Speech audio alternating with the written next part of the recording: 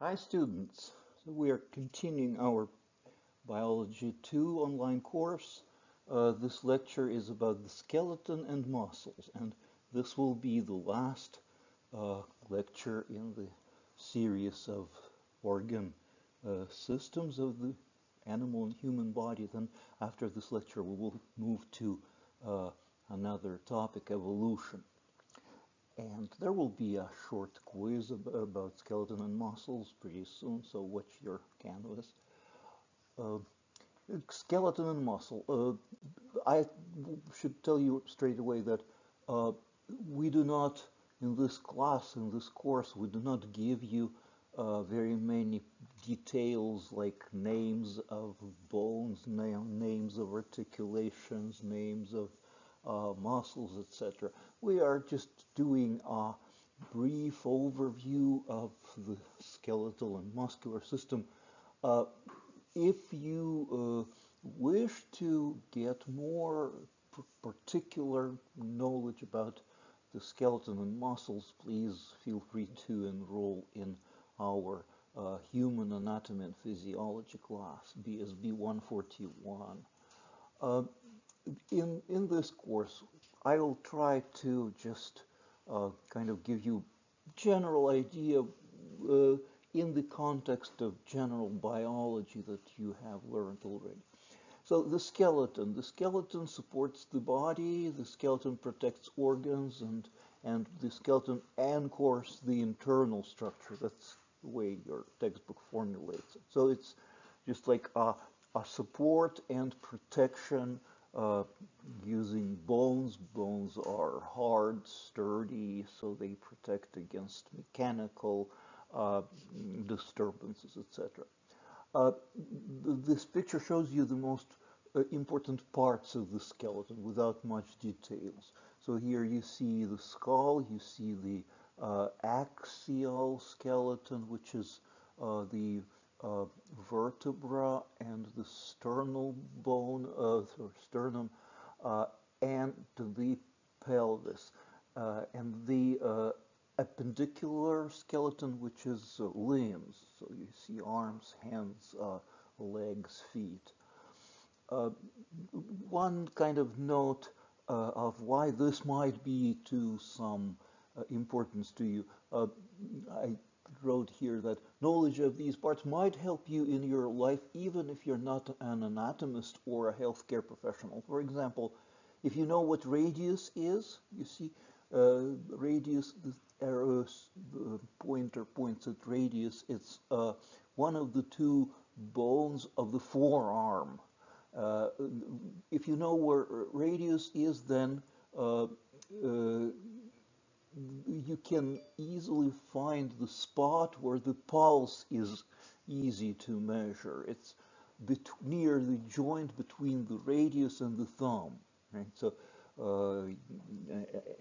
just grab somebody's arm, look where the thumb ends, and palpate the bone. You will find the place where the thumb ends and the radius begins. That's where the pulse, the radial artery, comes very superficial, and you can feel the blood hitting the wall of the radial artery. Okay. Now, a little bit about the structure and function of bones. The general notion is bones are kind of like sticks. They're big, sturdy, and hardly even alive. But this is a very wrong perception. Bones are organs, and they have very intense metabolism. They are living. And you need to know some details of their structural organization and function. See, here you see a typical bone. It looks like a femoral bone. It's the largest bone in the body, actually. The bones, including this femoral bone, are covered with periosteum. Find the pointer that points at periosteum. In the bottom part of this figure of the femoral bone. Uh, what periosteum is? It's a thin layer of tissue rich in blood capillaries and nerve endings. Note that bones are generously supplied with blood and with nerve endings. So when bones fracture, they bleed, and when bones are inflamed or mechanically impaired, they hurt, right? And what exactly hurts in bones? Periosteum. Periosteum is the part which has these nerve endings, so that's what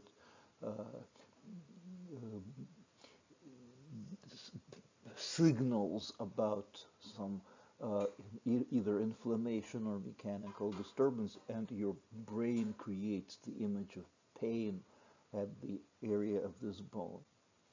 And in a typical bone, the outer layer is compact. You see, it's shown white, this upper layer, compact bone, meaning that it is filled with organic matrix, which is kind of a stew, uh, very hard-boiled kind of stew, and very large amounts of insoluble, inorganic, mostly calcium salts, which make the bone sturdy. It's a mineral matrix. Salts, especially insoluble calcium salts, like calcium carbonate, uh, apatite, other calcium compounds, they don't dissolve in water, so they create this sturdy outer layer of bone. The inner layer is called spongy bone, is not as sturdy. It has a lot of holes or pores, and actually the function of these pores, and the function of the entire spongy bone is to be the home of what we call bone marrow. You heard this term bone marrow, and we talked about bone marrow transplantation in lectures about immunity. Remember, you answered the question, what is graft versus host disease, and you read and wrote in your answer that it's when bone marrow transplanted to a donor develops an immune system, and this immune system attacks tissues of the recipient or tissues of the host. So the bone marrow is something where all blood cells develop from their precursors, from stem cells. Bone marrow is basically a colossal number of stem cells, which are very primitive. All they know is how to divide. They have no other function but divide. And there are special cells called stromal cells. When stem cells interact with these stromal cells, they may become mature blood cells, red blood cells, white blood cells, platelets, and the entire immune system. White blood cells have a lineage which is lymphocytes, T and B lymphocytes. That's all produced in bone marrow. Now, what you see in this picture, there is a pointer pointing at something that is called yellow marrow, right? In our bones when we are adults, most of bone marrow is this yellow bone marrow, and actually it's just fat. During the embryonic development and also in very early postnatal life, when we are 1 day, 3 days, 1 week, 2 weeks old, we have plenty of bone marrow in our bones, which serves as the place where blood cells develop. But then later in life, actually beginning from 1 month of age or so, a big part of bone marrow is simply replaced by fat, and traditionally anatomists call it yellow marrow. But if you look at the distal part of this femoral bone, right right hand terminus of this bone, there's a pointer that points at something and says red marrow. red marrow is actually functioning bone marrow. That's where blood cells develop. In most cells of the adult body, you cannot even find it. It's bone marrow uh, uh, involves or degrades, turning mostly into fat. But even in adults, there are places in the body where you can find actually functional red bone marrow. Uh, uh, Flat bones of the pelvis, pelvic girth. That's the favorite place of uh, to get functioning bone marrow from a donor. You doing puncture in the pelvic crest, you can collect bone marrow, which is still functional. So it doesn't disappear completely in adults. It's just largely becomes replaced by fat, but still there are some parts of it that are functional. Okay, and in the uh, lower right corner, you see another view of basically the same concept.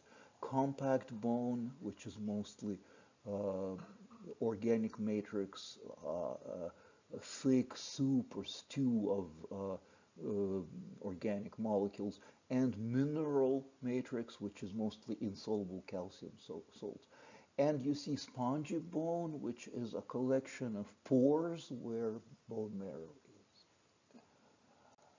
is. Now, bone cells, your textbook for some reason does not even name bone cells. I don't know. We talk a lot about bone cells in human anatomy and physiology class, but I just want to say just a few words about bone cells here, because if you don't even hear their names and you never learn what exactly they do, you cannot understand the physiology of bones. Uh, so a large part of bone, not only the compact bone, but to a major extent the spongy bone, uh, contains the organic matrix. Uh, the cells that produce the organic matrix are called osteoblasts with B. And also there are cells in the same bone which destroy or break the organic matrix. They're called osteoclasts. If you recall our discussion about white blood cells, we said that some white blood cells are able to swallow and digest foreign particles, right? Kind of like amoeba. They feed by swallowing and digesting various intruders, invaders. And also these cells, remember we called them macrophages. And macrophages produce substances that break large organic molecules. That's exactly what osteoclasts do. They are actually a kind of macrophages, but located specifically in bones. So osteoblasts produce the organic matrix and osteoclasts break the organic matrix. Why is it important to know? So bones are the major source of calcium in the body. There is preciously little calcium actually um, in the cytoplasm and in the extracellular fluid, but bones trap calcium, and that's one of the major functions of the organic matrix. You see, calcium becomes hidden in this thick soup of organic matrix, kind of like uh, concrete in a, when people build walls, they use concrete, but concrete itself is not very stable. It needs this metal armature, and sort of the way metal armature hides in the layers of concrete. That's pretty much how calcium compounds hide in the organic matrix. But when osteoblasts do their job, they build this organic matrix, so more calcium is trapped inside the organic matrix. Where does this calcium come from? Mostly from blood, right? So osteoblasts basically build the organic matrix and lower blood calcium, because they take blood calcium from blood and put it in bones. Uh, recall what uh, hormone, we talked about it in the lecture about the endocrine system. Which hormone lowers blood calcium? Calcitonin, right? So how does it do it? It stimulates osteoblasts.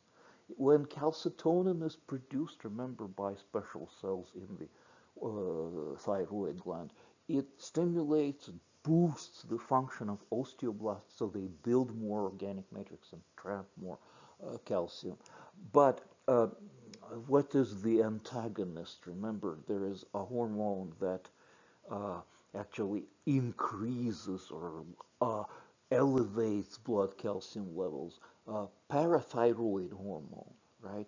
And parathyroid hormone acts together with a vitamin, which is called vitamin D, or sometimes vitamin D3. So these two agents, the parathyroid hormone and vitamin D, increase blood calcium. Again, how do they do it? They inhibit osteoblasts, tell them stop, enough matrix made, right? And stimulate osteoclasts, make them break more organic matrix and uh, free this calcium from the trap. And calcium, under the influence of parathyroid hormone and vitamin D, due to stimulation of the function of osteoclasts, organic matrix breaks and frees this calcium. Calcium goes into body fluids, mostly in blood, and blood calcium increases. So basically, our life depends on bones. It depends on this fine sort of play between osteoblasts and osteoclasts, and this play is uh, like directed by the endocrine system. The endocrine system produces calcitonin. When blood calcium is too high, calcitonin stimulates osteoblasts. Osteoblasts take this calcium out of blood, put it into the trap of bone matrix. Now, when this makes blood calcium go lower, lower, lower, when blood calcium is critically low, then calcitonin is not produced anymore, but uh, parathyroid hormone and vitamin D3 stimulate osteoclasts. Osteoclasts break the organic matrix, and calcium levels return back to normal, or even slightly higher than normal. And again, in this case, calcitonin normalizes the situation. Uh, the note in the right half of this drawing and the right corner, it shows you osteoclasts, like large red-colored cells with granules, and these granules contain enzymes that literally digest large organic molecules. This function of digesting organic matrix and freeing calcium is called bone remodeling. See, osteoblasts, they kind of model the bone by putting more matrix in it.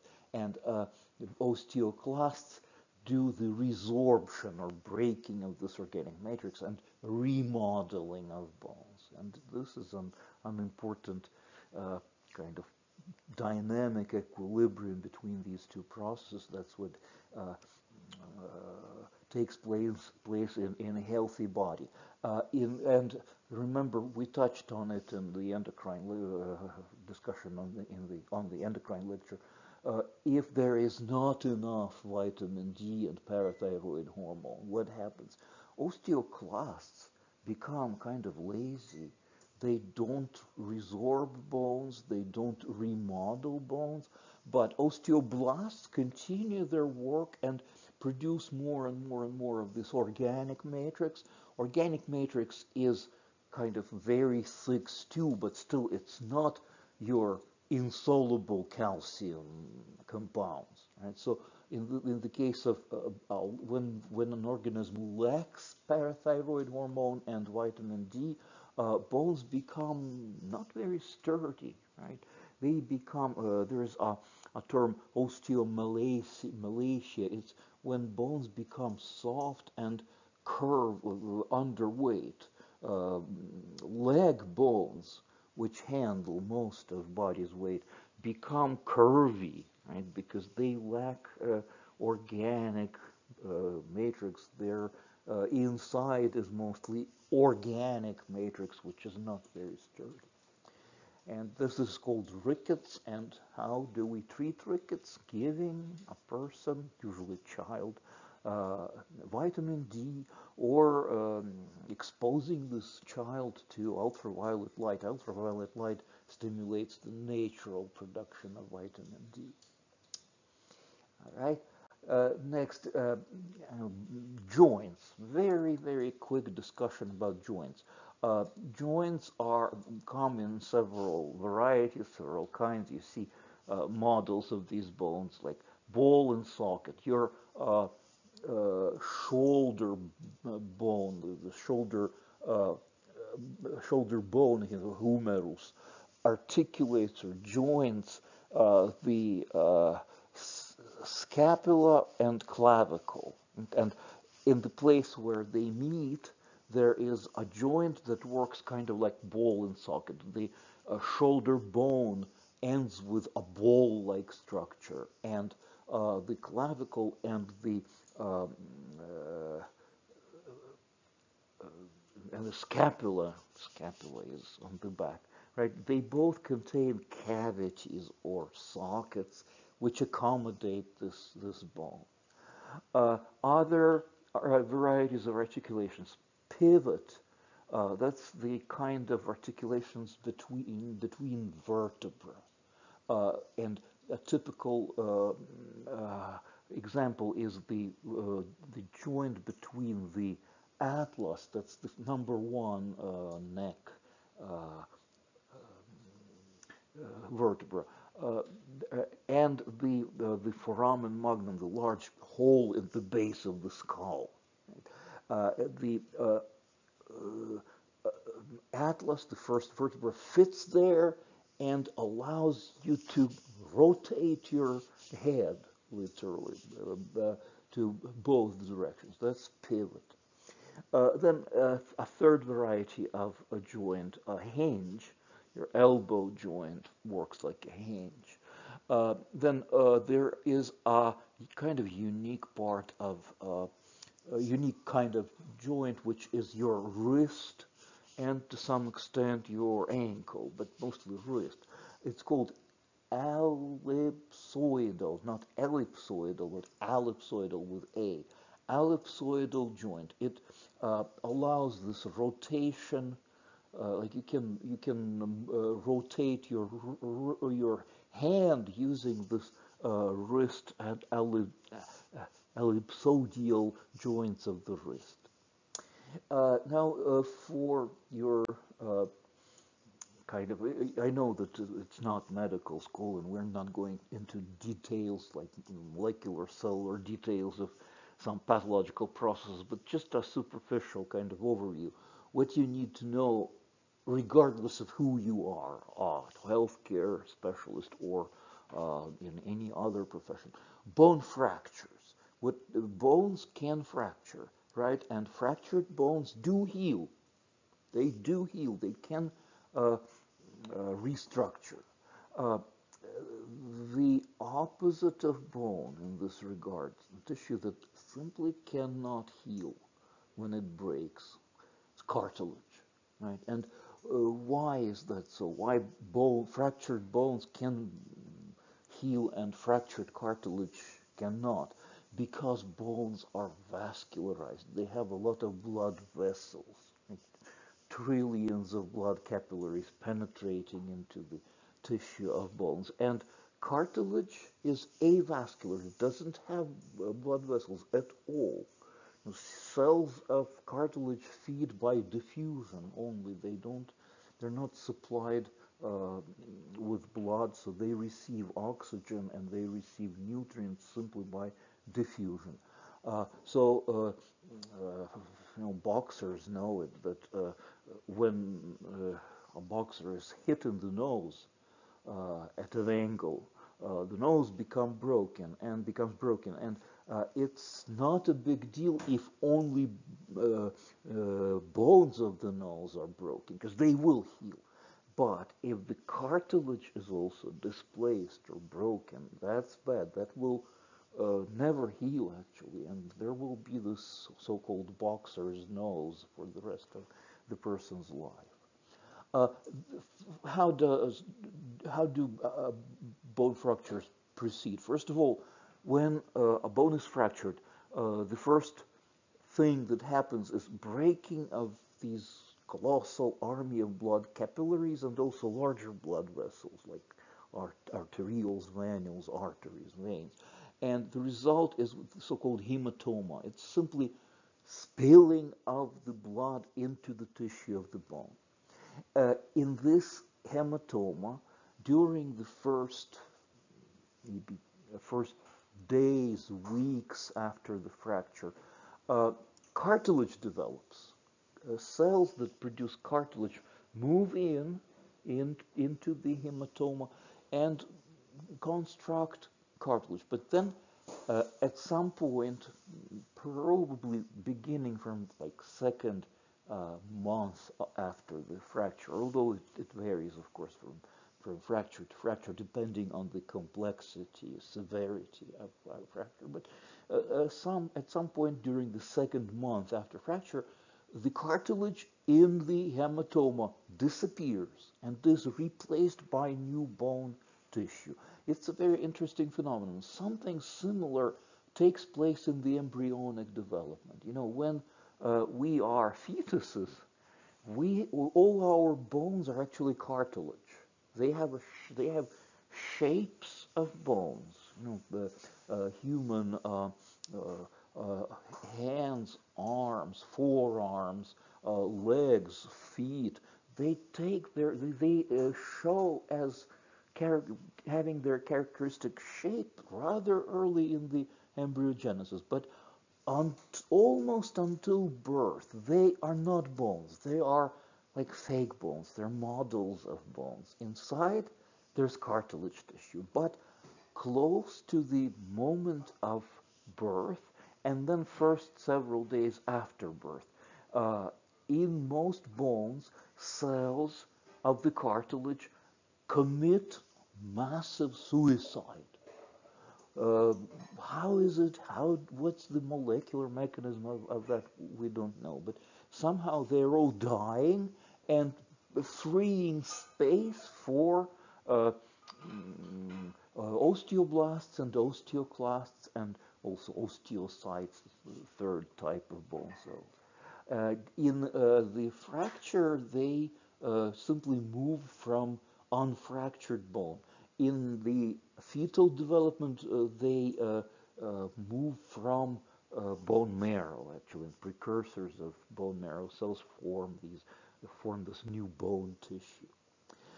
What is important, again, whether you are a doctor, a nurse, or a lawyer, or a banker, or whatever, what is important for you to know? These processes of healing require rest. They require immobilization of bones.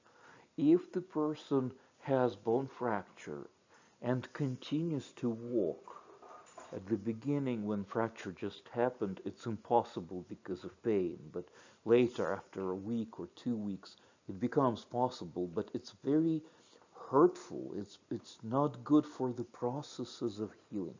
So you need to use some immobilizing materials, usually splint, cast, or plate. Splint is actually something that you can use even when you are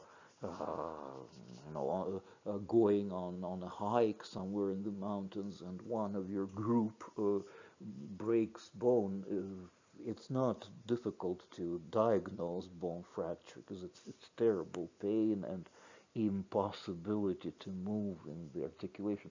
So what you do is you just should create something that works as a splint and tie it to the fractured bone and immobilize this fractured bone. And then later in the hospital, doctor, surgeon, orthopedian, traumatologist will put either cast or plate on those broken bones. In all cases, the bone should be immobilized for the fracture to heal. Remember this, please. Uh, Arthritis, another thing that you have to deal with whether you are a doctor or not. It happens in real life. Arthritis basically means inflammation of the joint, but it takes two different forms.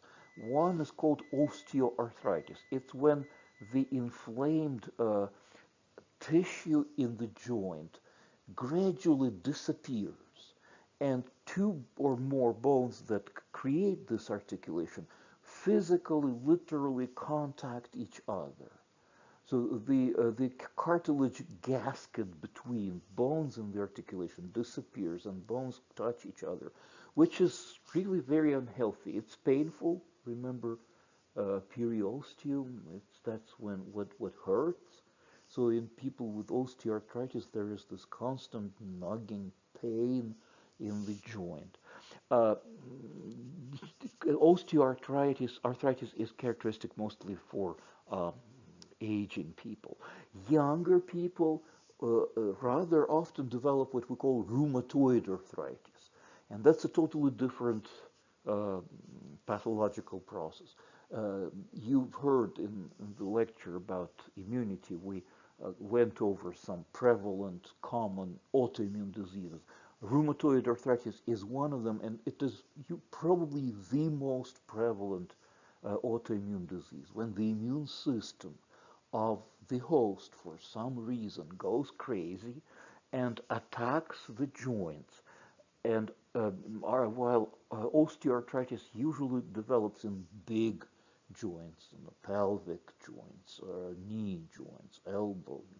Rheumatoid arthritis develops in smaller joints. The most typical place is joints between phalanxes of fingers, also in toes, sometimes in the wrist, but hardly ever in large joints.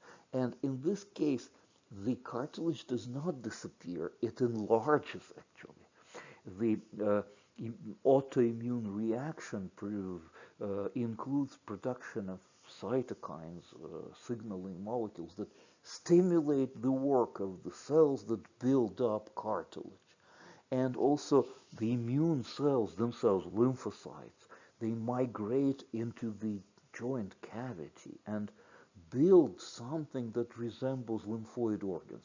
So if you examine the joint of a person who is ill with rheumatoid arthritis using like dissection microscopy, you will see sometimes a little tiny little spleen, imagine, in the cavity of the joint between finger phalanxes. There is a tiny microscopic spleen with all the anatomical features of the spleen, lymphoid organ, or lymph node also. It's another lymphoid node. And the cells in these newly formed microscopic lymphoid organs, they are autoreactive. They um, produce antibodies that react with collagen proteins. They develop into T lymphocytes, which are cytotoxic, or helper cells that produce cytokines and attract cytotoxic cells, or B cells that produce anti-cartilage antibodies. So it's a disease that is accompanied by all these vicious circles. It's very long. You cannot treat somebody and see improvement in a month or even a year.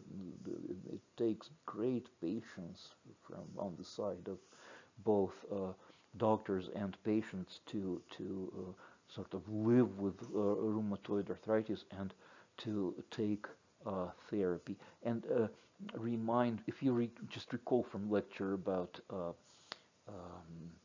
inflammation and immunity, which hormones are the most powerful suppressors of immunity?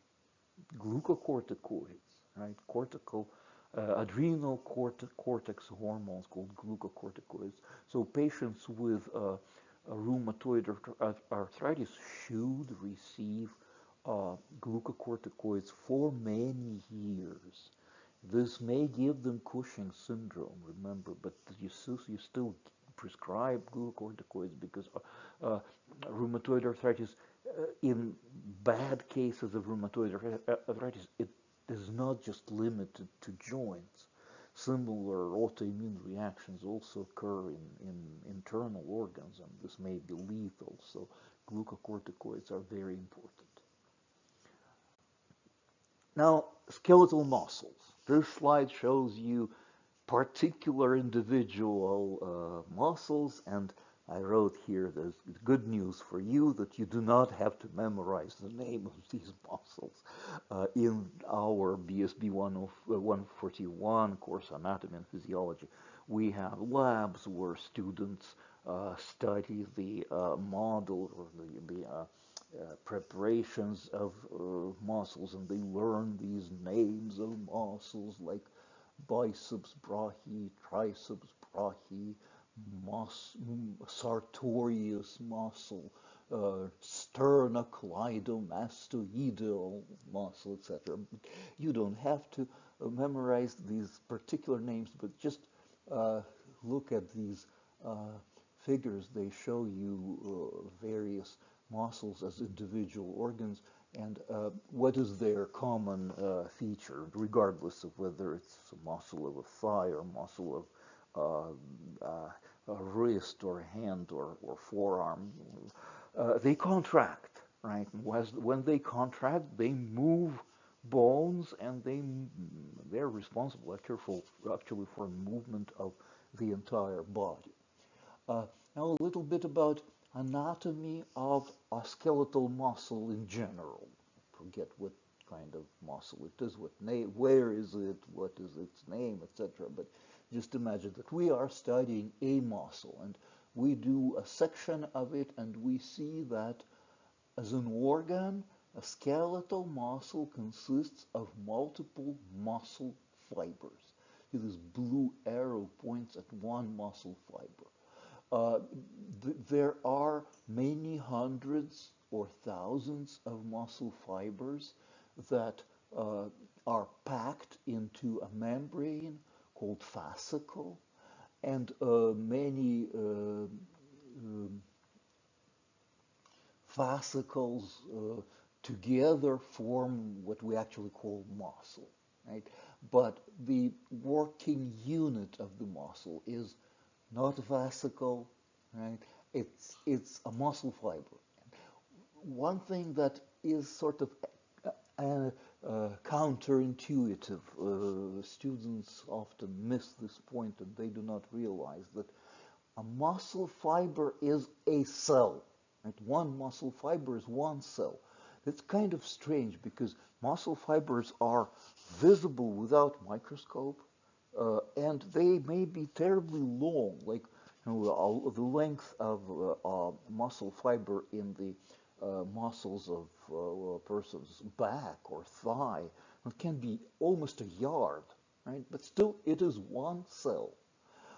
In the embryonic period, prenatal part of our life, we have individual small microscopic muscle cells, which in the second half of the embryonic development fuse together, forming muscle fibers. So muscle fiber is one cell, but it is the result of fusion of many thousands of individual cells in embryogenesis. And each cell brings its own nucleus.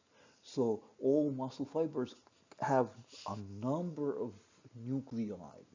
They have numerous nuclei. What this number is depends on the particular muscle, depends on the length of the muscle fiber, but it can be easily in thousands.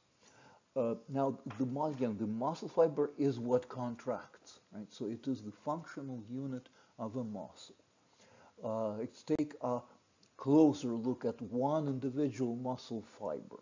See, we are kind of going into deeper and deeper and deeper. We started with individual muscle, then we pulled a muscle fiber from it. Now imagine that you are using some very high resolution microscopy, scanning electron microscopy. And you see that this one individual muscle fiber also has some fibers inside.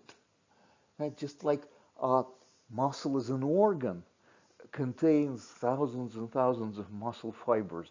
And one muscle fiber inside, again, contains thousands over thousands of smaller submicroscopic microscopic fibers, which are called myofibrils. And you see this in this picture. We zoom on one individual myofibril. The lower part of the picture shows you this one myofibril enlarged.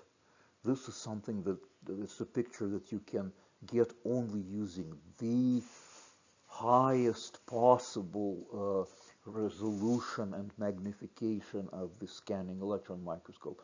You see the structure of one myofibril. It's not a cell. The muscle fiber is a cell. Myofibril is inside the muscle fiber. So it is a structure which is inside muscle cells. And this myofibril, it has a certain peculiar structure in skeletal muscles. You see, there are lines parallel to the length of this uh, myofibril. Uh, there are two, look, just kind of move your eyes over this picture. You see thin lines. They are kind of different shades of blue, right? They're called thin filaments or actin filaments. They're made of a protein called actin. And also you see uh, thicker lines, which are kind of purple colored, and they are like several times thicker than these pale blue actin lines. These are thick filaments or myosin. Each thick filament is made of a protein, again called myosin. And the actin and myosin are these two proteins that are responsible for contraction. They are contractile proteins. How does it work? Next slide. You see, again, a myofibril, right? And you see thick and thin filaments.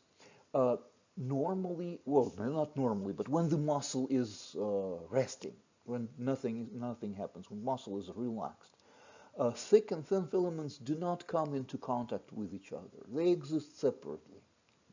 But everything changes when uh, a muscle fiber receives a signal from the synapse.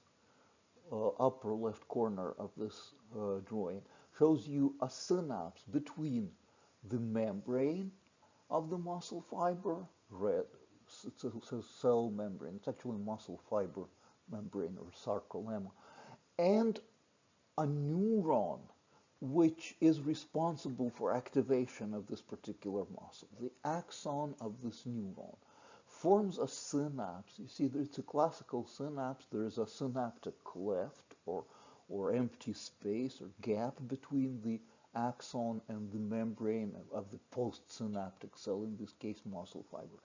And when action potential or nerve impulse spreads over this neuron and reaches the axon terminal, the very end of the axon, as it always happens, what's the basic response of a neuron to that?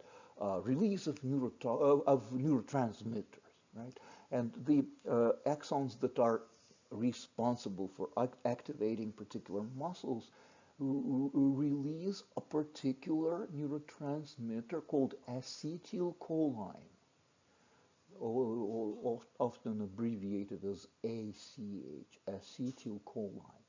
Now, acetylcholine, go down from the upper left corner. You see acetylcholine binds to special structures, receptors for acetylcholine, and causes the release of calcium ions. So muscle fibers are filled with calcium. They have almost as much calcium as bones.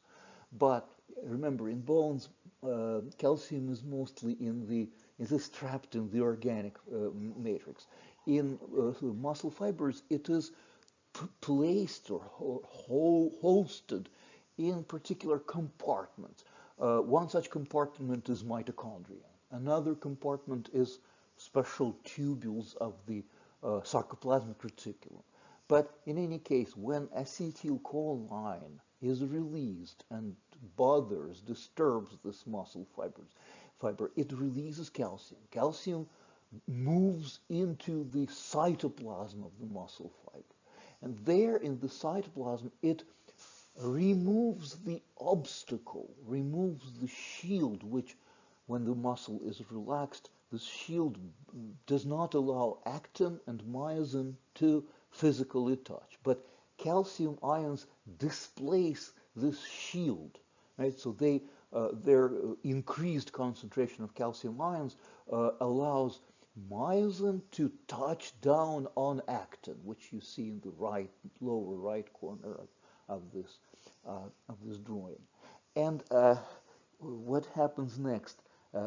Remember, it's the universal. What's the universal source of energy in all cells? ATP, right? So in the muscle, in the myofibril, thick filaments, myosin filaments are bonded to a very large amount of ATP molecules. Once this touchdown occurs, when the myosin touches actin, the ATP molecules begin to break one by one, thousands of them. And you remember what happens when chemical bonds in ATP break. Lots of energy is released, right? And in the case of muscle fiber, the energy released from broken chemical bonds is transformed into mechanical energy, movement of the thick filaments. They kind of push the thin filaments, making them slide. And this sliding in filaments shortens the muscle, makes it contract, right? I wrote here that it's pretty much like chemical energy in your tank, in the gasoline that is in the tank of your car, is transformed into the mechanical energy of spinning the wheels, right? That's pretty much what happens in muscles when they contract. The ATP breaks and the broken bonds supply myofibril with energy, and this energy is transformed into mechanical energy of pivoting and pushing and sliding of the filaments and shortening of the muscle, contraction of the muscle. Now, what I wanted to say, kind of add here practically, you see a myofibril here, right?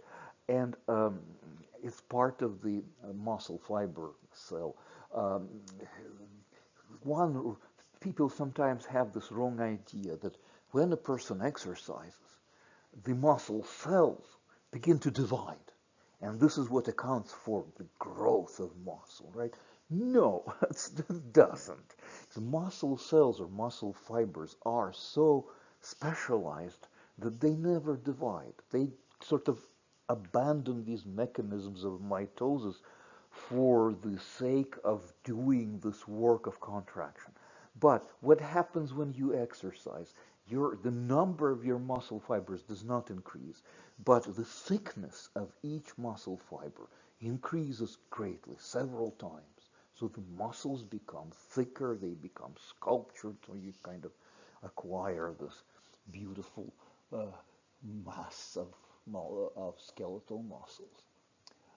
That's all. That's the end of this lecture, and that's the end of this uh, quick quick excursion on the systems, organ systems of human and animal body. And as I said, we will have a short quiz soon on this lecture, and so we will move, maybe even before you get this quiz, or shortly after, we will move to the next part of our course, which is about evolution.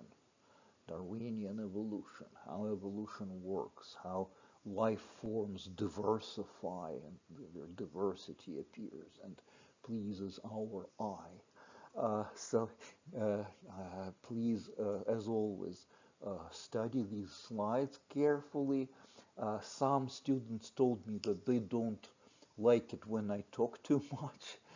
It makes my lectures too long, and they say they are just visual learners. They need only to see the text under the bullet points. That's perfectly fine with me. If you prefer this, then just turn the sound off and study slides. And do not forsake your textbook. Please do study the textbook in parallel with these slides. And see you next time in the first introductory lecture on evolution.